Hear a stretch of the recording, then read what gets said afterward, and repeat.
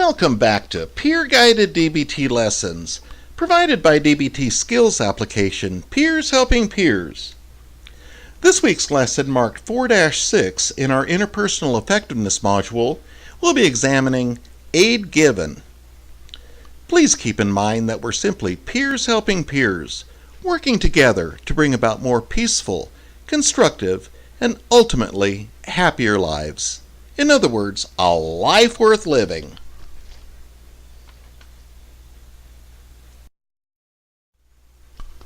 Aid given is an extended version of the more commonly known GIVE acronym of DBT, and is aimed at relationship effectiveness as the main goal. It emphasizes how to skillfully interact with the other person in a way that the relationship is preserved, perhaps even improved. In simple language, how to keep a good relationship.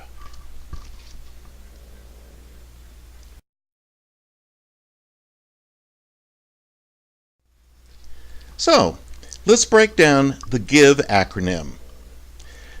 Starting with G, for gentle, be gentle. I, interested, act interested. V, for validate, validate the other person's feelings. And E, for easy manner, use an easy manner.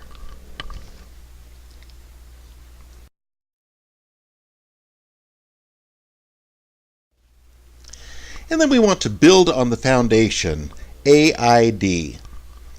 A, for appreciate the other person. I, for I statements, owning what is mine. And D, for don't, make the situation worse. And building on the AID foundation, we want to balance with a little N for negotiation.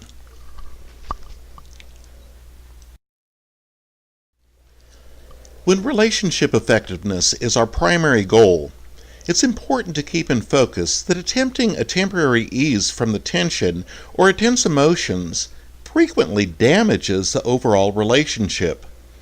A little aid now could save you or another a broken heart later.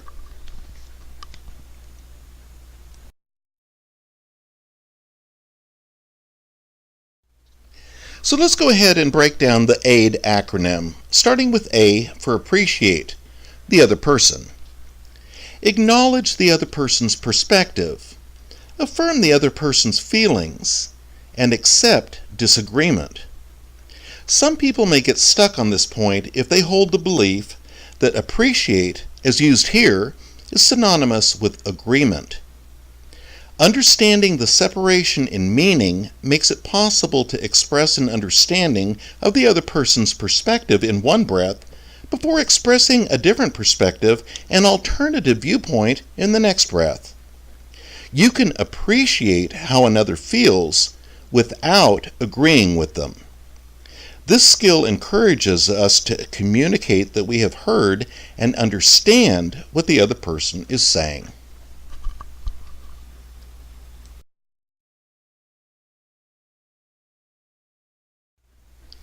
Next is I for I statements. Owning what is mine. Identify feelings.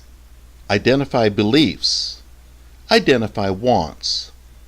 These I statements that are used in AID remind us of the importance of keeping the focus of the communication on ourselves rather than focusing in excess on the other person.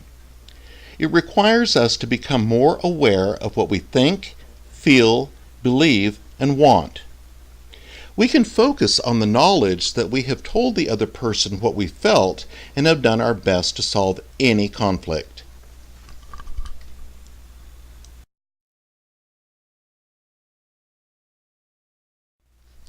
Next is D for don't. Make the situation worse. Don't criticize, don't judge, and don't blame. When one is angry, it may feel easier to attack the other person involved. Many people respond to the emotion of anger by using tactics such as calling the other person names, accusing them of being unfair, pulling past injustices into the conversation and yelling. These tactics are not effective problem-solving methods, but rather will only make matters worse and could possibly destroy the relationship. Don't disconnect. The most effective method for this is the broken record approach, calmly repeating our basic points while ignoring any criticisms or attacks coming from the other person.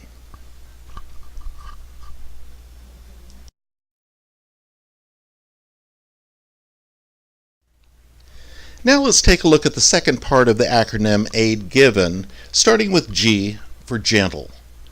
Be gentle. When you're gentle, you're being mindful of the other person's feelings. As a result, the other person with whom you're communicating is more likely to feel valued instead of attacked. Communication is always more effective when neither party feels defensive. It is not only what you say, but how you say it. Be mindful of your facial expressions, your posture, and body language during interactions.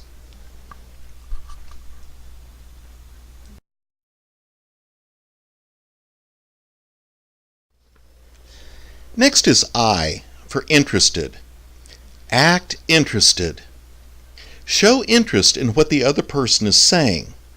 Focus on staying in the moment and really listening to what they have to say. Interest can be conveyed through words and/or body language. Maintain open body language to show your interest. Using words, you can respond with an affirmative answer such as, "Uh-huh," or, "Oh, really?"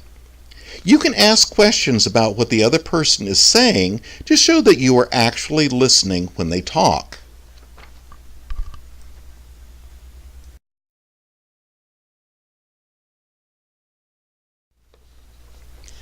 Next is V for validate. Validate the other person's feelings. Validate the other person out loud. See if you can determine which part of your request is making the other person feel uncomfortable. Then acknowledge their feelings or difficulties. Confirm that you understand what the other person is saying by echoing the emotion back to them.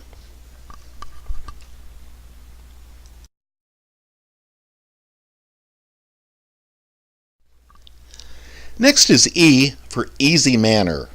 Use an easy manner. Try to go for a softer approach instead of using a hard sell approach. A calm tone voice and light-hearted attitude can improve the flow of your communication.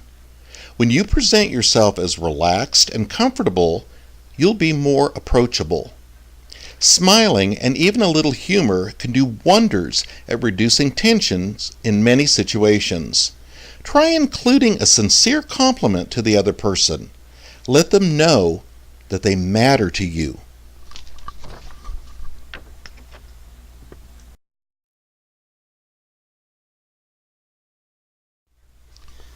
And then there's N for negotiation.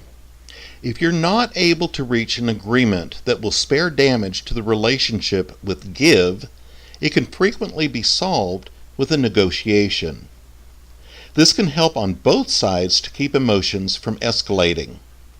Have patience. Be understanding and try to see the situation from the other person's perspective. If the conversation involves setting boundaries or standing up for yourself, you may have to find a way to accept the other's feelings or disappointments.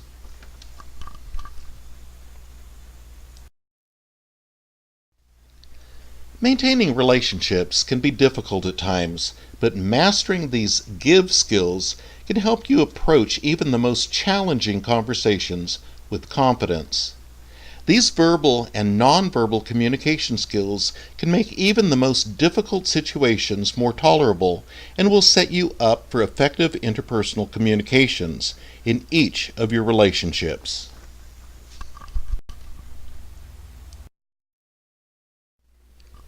Be sure to check out the video description in the comments below. You'll find a link to the website lesson that accompanies this video.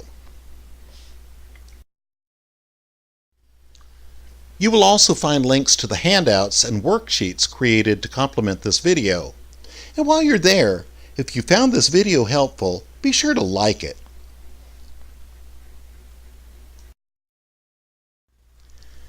Next week in our peer-guided DBT lessons interpersonal effectiveness module, we'll be examining FAST.